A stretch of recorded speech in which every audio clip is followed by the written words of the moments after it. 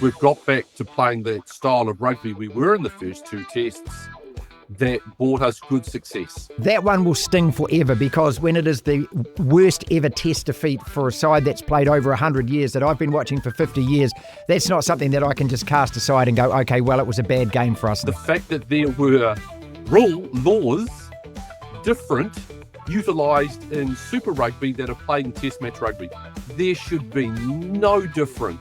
And that, to me, is just unacceptable. DSPN, the Devlin Sports Podcast Network.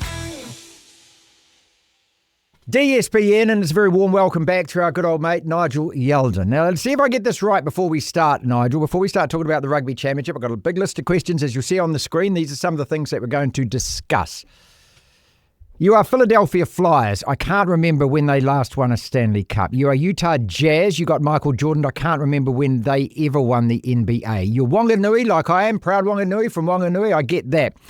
You are also Tottenham Hotspur. Yes, they beat my mob to win a European trophy. You are also the Jets. They're 0-5, the only team in the NFL who haven't won a game this year. Am I forgetting anything? No, I think they pretty much sums it up. Okay, all right, okay. And the All Blacks, of course, okay. And the All Blacks and Texas Rangers. We have won a World Series recently. There you go. Okay, after that heartbreak of losing it at home to the Cardinals when you should have won that one as well. All right. So we've got a whole lot of questions here, and then we'll talk generally just about your thoughts about the Rugby Championship. And I'm going to go through these. Best game for you in the Rugby Championship. My one was the opener because it was such a shock at Ellis Park when Australia put 38 points on. But your best game of this whole tournament was what? Oh, the best contest was round 3 in Townsville when Australia defeated Argentina, the try 6 minutes after the final hooter by Angus Bell. That was one of the best games of rugby I have seen. I agree with what you're saying with regards to Australia in terms of performance, but in terms of two teams evenly matched, both playing excellent, attacking, positive rugby, I don't think you can go past that opening game of round 3 in Townsville. I thought it was just a stunning example of how good rugby can be when it is well played, with positive intent, with skill, well officiated. I thought that was a cracking go. Most influential individual. Now, I deliberately did not say player here because for me, the most influential individual is that guy, Rassie Erasmus, who is just a joy to behold, Nigel, as far as this sport goes. Everything he does, everything he says, we hang on every word. We love the fact that he seems like a mad professor, that he does all kinds of nutty things. But take him away from international rugby, and how sorry and sadder would it be because without that? Yeah, he's still the most influential, but people are influential because we allow them to be influential. And you've just actually described the reason why he is so influential.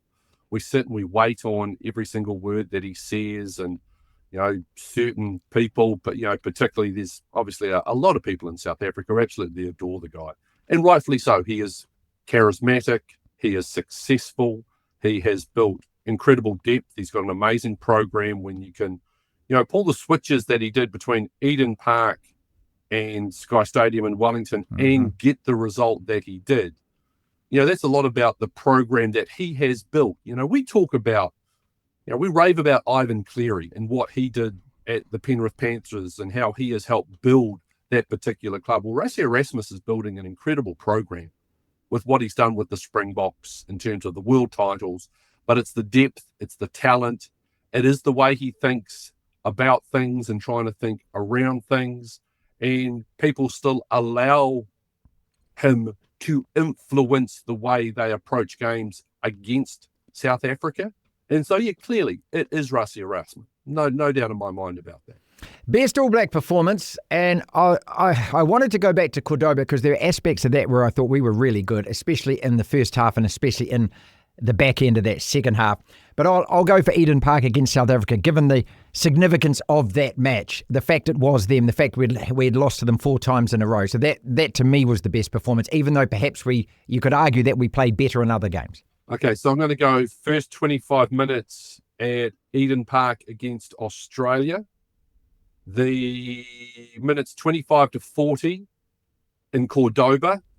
First 20 minutes of the test against South Africa at Eden Park, and the last 15 against Argentina in Cordoba. You throw all of those together, and that is everything you want. Now, in terms of, I think the best All Black performance based on what we like to see out of our All Black team, it is the All Blacks beating the Wallabies at Eden Park, because they played the style of rugby that we want to see. Passing, fluidity, sharpness, crispness. They weren't looking to kick as much. I think they only kicked 18 times in that particular game. They kept the ball in hand, 162 passes, over 500 metres gained. It was easily their most productive offensive in terms of those sort of statistics. And it reminded us, because again, when we talk about the Rugby Championship and the All Blacks, Marty, it was such a contrast to what we saw a fortnight earlier in Wellington. And again, that was a contrast to what we saw a fortnight earlier when they played the South Africans at Eden Park. But it was getting back to what we know this All Black team can be, utilising all of the skills of the requisite components that make up the All Blacks on said day. So I think if you're just looking at one individual, I don't think you can go past that test win over the Wallabies. Best All Black. Now, Fletcher Newell was brilliant right throughout. De Groot was amazing as well. Fabian Holland came on. Artie, of course, speaks for himself. And even though he only played 2 tests, I've got to give it to Cam Roigard, Nigel, because I don't believe there's a player at the moment who has more influence on this All Black side than that guy, that we are such a better team when he's got a black jersey on. The most influential guy, the best All Black, has been Jordie Barrett. Go back and watch how much he is being asked to do. When we get the attack right, who's pulling all the pins? Yep, Cam Roigard was great. And Cam Roigard, as soon as he came back in, the passing, the decisiveness, but he was clearly told to do that. Why couldn't Finlay Christie have been told to do that against South Africa? Why weren't we that positive, that decisive? Why weren't we moving the ball like that? Why weren't we playing that game plan against South Africa for those 2 games? And that comes back down to one of the previous things we've just discussed, the influence of Rassie Erasmus. Jordie Barrett was doing, so when he's the primary initiator of the attack, brilliant. Again, you go back and you watch that test match against Australia. Who's the guy who's primarily getting it first? It's Jordie. When you got other guys, Bowden before he got injured, then Damien working off him. Saw the influence then of Will Jordan, the speed of getting the ball out wide. For me, it's Jordie's doing a lot defensively. He's taking kickoffs. He's back claiming marks under pressure. He's got good tackle numbers. He's absolutely solid. He is doing a bucket load. He gets it and he does his graft at the breakdown as well. When you go and look at the totality, he's working as hard as any All Black on the field, back or forward. He is absolutely massive. And Martin, if you take him out of this All Black team, do we have anybody who even remotely brings the all-encompassing skill set that Jordie Barrett does? I don't think we've got that player. Plus, of course, and I'm going old school on you here, Joe Jordan, Paul Mariner, Joe Royal, far post header Nigel, at the end of a cross. He can even do that, can't he? I wonder how much grief he's copped about that in the changing room. Saying, look, mate, use your face more often. I hope a heap. I hope he never gets let forget. Best win by any team. Again, I'd love to say Australia putting 38 on, which just set the whole tournament on fire right from the start. But the best win has to be, as regretful as it is for us, what the South Africans did to us in Wellington. But again, those are halves. So when I look at this, the Wallaby Hour at Ellis Park, the spiritual home of South African rugby, super impressive. And you're right, it did really get the tournament off and running. And that was a brilliant hour of rugby. It really, really was.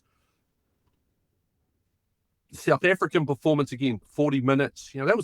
That test up till half-time was, again, a really good test, really even.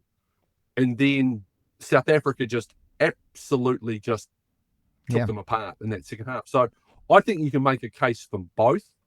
But I tell you what, because I was coming on here with you today, I went back and I just had a wee look at it. That Wallaby performance in week 1 from minutes 20 onwards, phenomenal, absolutely phenomenal.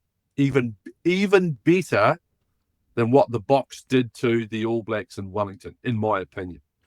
And, let's not forget that it wasn't just about Springbok mistakes, and it wasn't just about turnover ball. It was actually counter-rucking as well. Like, they really did absolutely commit themselves in that second half, didn't they? And they actually won that battle, so let's not forget that.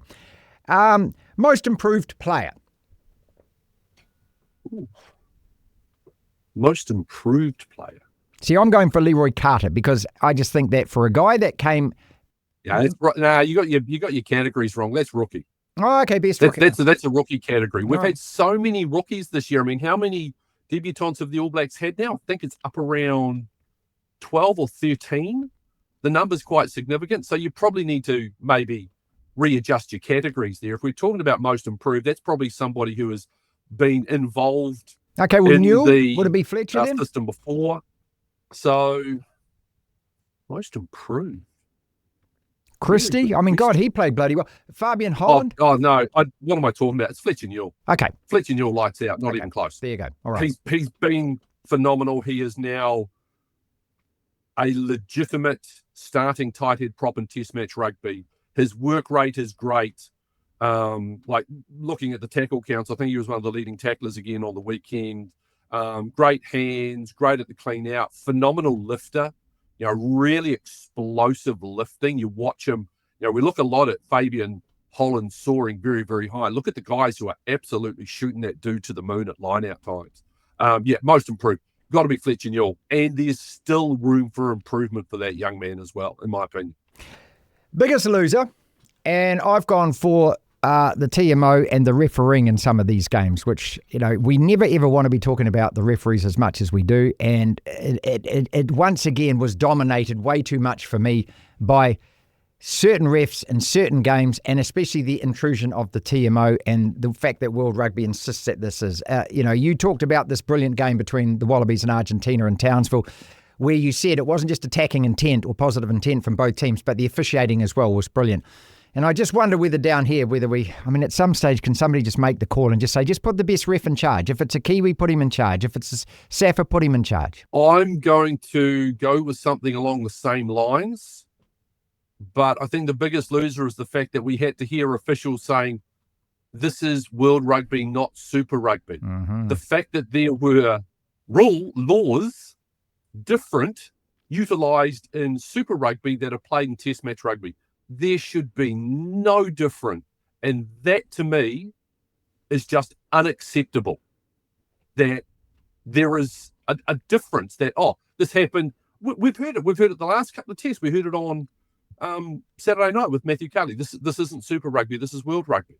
Sorry, that's got to stop. That's got to be sorted immediately. There should be no differentiation. The laws that Test match rugby are played on should be the same laws that Super Rugby played on. Oh, and by the way, if that's the case, they should be the same laws that the NPC are played under as well.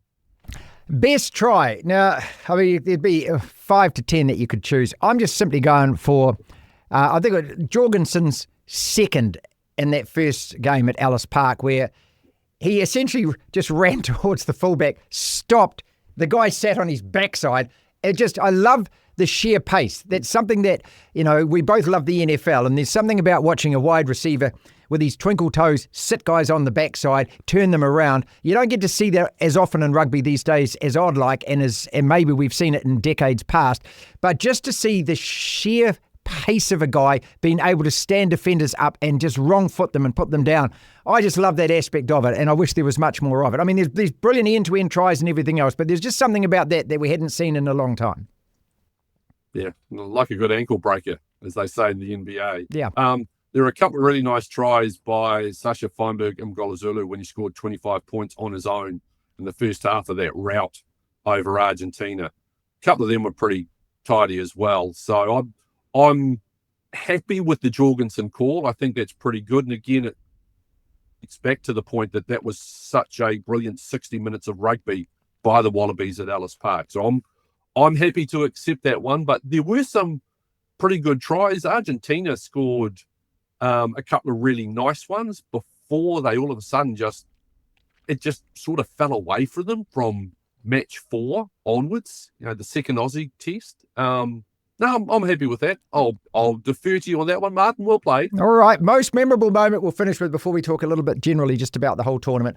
And I can't go away from Wellington. I was overseas watching this in a pub, and it's just I still can't believe what I was actually watching, that second half capitulation. I wish it was a better memory than that, but overall, and I've got a lot of positives from this Rugby Championship for the All Blacks, but that one will sting forever because when it is the worst ever test defeat for a side that's played over 100 years that I've been watching for 50 years, that's not something that I can just cast aside and go, okay, well, it was a bad game for us. No, because it's now in the history books and the record books as that our worst ever test defeat.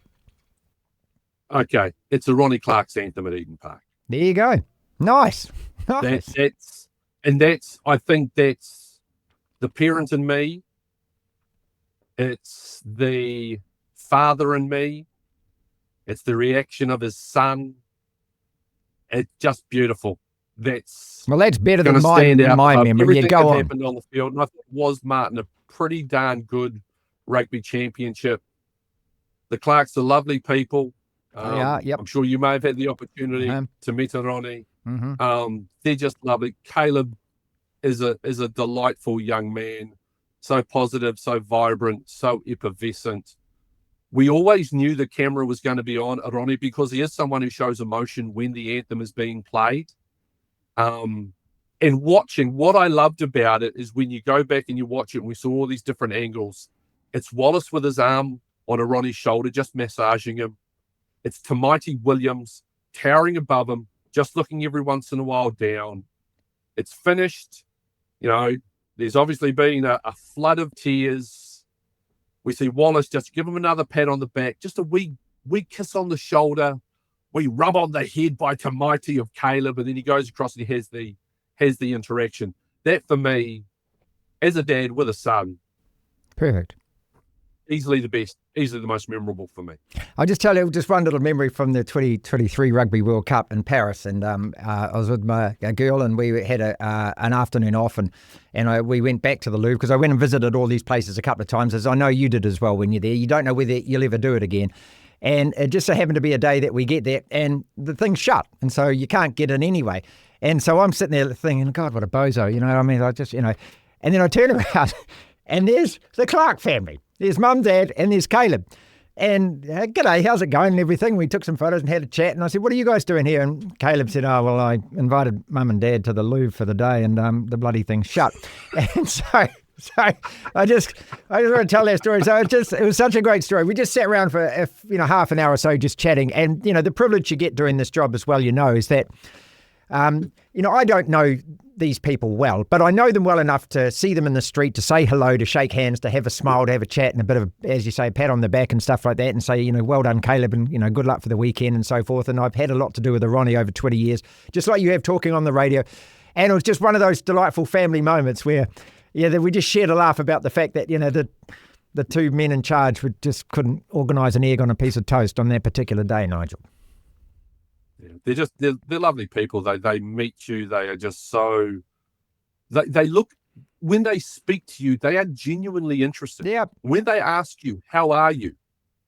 they are genuinely interested as to how you are. Yeah. And yeah, that absolutely. is. Yeah. Very humble. I'm sure people, a lot of that is born out of their faith. That clearly gives them a lot of strength and a lot of positivity. But they're just good human beings, and so that's the reason why, for me. It's a great moment. Maybe some people will be watching this going, he's not talking about rugby. That, for me, that's the memory. Let's also not forget that this year, Caleb in the speeding charge on the bike and everything else. And I just wonder whether that moment at Eden Park brought a lot of things together, which was just kind of like, I've done some dumb things and Dad, you were standing beside me and Dad, you're standing beside me here again. And yeah, you're right. All right. Are you happy overall with the Rugby Championship? A couple of quick questions to let you go. In terms of where the All Blacks are at, in terms of a pass mark, in terms of, I keep talking about incremental improvements since Wellington, all of that kind of stuff, as we look down the barrel now of 4 massive tests away from home, are you, well, not are you happy, but where are you at with where we are at? We're back at where we were after the second test against France, because we've got back to playing the style of rugby we were in the first 2 tests.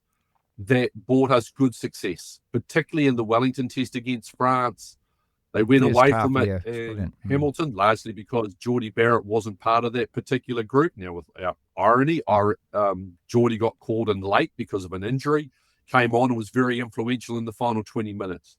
So for me, I think we are back to that particular point, but they have played, particularly when you look at that Eden Park game, they've played sharper. That was way sharper. That for me, as I say, I think that was the best in terms of the crispness, the movement, the positivity, the intent, the decisiveness, making quick decisions, whether it's with the ball, clearing the ball, kicking the ball, everything was so much better. So I think we've gone and got back to that point, but it is at a higher level. And so from that point of view, scrum going okay. There's still work to be done there. Line out, back going pretty good for the most part as well. Defense, massive improvement. That is the big improvement. Last two tests, both over 91% tackle accuracy. Yeah, it's good figures. I think they missed 11 tackles at Eden Park, 17 at Perth. Okay. So that's big. Defense wins, Martin. We know that. So overall, I think they are slightly more advanced, but I think they've kind of got themselves back to that point after the second test that they were at in the French series. But overall, you've got some key players back. You speak about Roigard, Barrett again, Jordie Barrett handling the ball a lot more as a primary driver on attack. The defense, a whole lot better. And so I think they're in a pretty good space, even though, again, we're going to be missing some bodies for that end of year tour. There'll be no Tyrell Lomax, no Tupavai. Those are a couple of big outs. Names, I think overall, though, they've got back to where they've needed to be. And I think part of that is because of Scott Robertson reacting to things that he's seen very, very well. But again, I go back to the point, Cam Roigard, really decisive, clearing the ball well. Why couldn't Finlay have Christie been empowered to do that against South Africa? We saw Quinta Paya being so good, so incisive with ball in hand, running some plays for him to get onto it and get involved. Well, where were those plays being run for Billy Proctor? So, I think it's working out well, and I think he is reacting and they are advancing. I don't know if I agree with the methodology behind it, but I think we are in a reasonably good state as we head on to a Grand Slam tour, which for me isn't a Grand Slam tour because the first game is in the United States. All right. Discipline as well has to be mentioned, doesn't it? The fact that we've gone through a couple of test matches. Improved massively. Yeah, with 15 on the field. And we're going to remember how we were panicking about the yellow cards? Yeah, man. Yeah, exactly. Yeah. Yeah, none since then. Again, so that shows identifying, reacting. We've had no yellow cards since the 3 in Buenos Aires. So clearly seeing things and reacting and sorting it out, and that's good. Now, if we can just sort everything out slowly coming together, fingers crossed for a good end of year to it. Keep the comments coming, people. We love them all. Read as many as possible. Try and respond to as many as possible. So let's leave it on this then, because there will be plenty of comments on this particular question, and I'm sure your answer to it. As always, when the All Blacks lose, there is a reaction, a massive reaction, and I am guilty myself of overreacting all the time when it comes to this. In terms of the coaches, this is now 23 tests. That's enough as far as I'm concerned to get it right. I don't know how many more you need than that. 14 last year, 9 this, and now this huge away tour. I'm going to call it a Grand Slam because we're playing all those teams, even though I agree with you. It's one of those ones where we're meant to be playing them all at their home stadiums, and playing in Chicago is probably going to be a bit easier than it is playing in Dublin, although we did win in Dublin last year. So just in terms of where the coaches are at going into this now, and at the end of these 4 tests, we are going to give them a good grading and a pass mark after 2 years. How are you feeling about this particular coaching group who've been much maligned and criticised throughout the year? And they deserve it because that's what the job is about when you lose test matches when you are coaching the All Blacks. But where are they at in your mind at the moment on a confidence level for you? They're 2 more good performances back-to-back away from making sure that they are on the right track. Because, Martin, this is only 2 back-to-back test matches where the All Blacks have shown what they are capable of. Okay. That's not the All Black standard. Okay, the All Black standard is not missing 40 tackles in Buenos Aires. It's not missing 43 tackles in Wellington. All right. It is not having territory and possession through the first 4 games of the Rugby Championship, 45% and less. It's about playing rugby at the right end, which is what they did against the Wallabies. Their possession in both of those games was just under 60%. Territory, just under 60%. They were at the right end of the field. So I am conscious that we need to see 3 or 4 good, high-quality performances in a row, even if one of them is a loss. What was the thing I think Steve Hansen probably has been one of the best things to come out of the Steve Hansen era is I think Steve Hansen taught a lot of rugby fans, hey, if you go out there and you play well and the other team is simply better than you on that day, then you take it on the chin, you congratulate them, and you move on and you try and improve yourself. And I think that's the thing that frustrated us about the 2 losses, the one against Argentina and Buenos Aires and Wellington, was that just wasn't the All Blacks. Not even close to the All Black standard. And there were such wild swings and variations in performance. So the word that everyone's been talking about is consistency. And so you need to see another 2, 3 really good, consistent, high-level performances where the tackle success is still over 90%, where the line-out continues to operate at a high level, where the scrums continue to put pressure on the opposition and win ball and surprise, and we are moving it, and there's line breaks, and there is all the sort of stuff that we know and we love from the All Blacks. We just need to see that again. The coaches, though, I think have done a pretty good job. I find it interesting. I think the assistant coaches in particular are really good at explaining certain little tactical nuances, Jason Ryan and Scott Hansen in particular. But I think overall, it's all there. We just need to see it far more frequently, and we cannot see these wild performance oscillations over the course of the final 4 tests of the year. DSPN.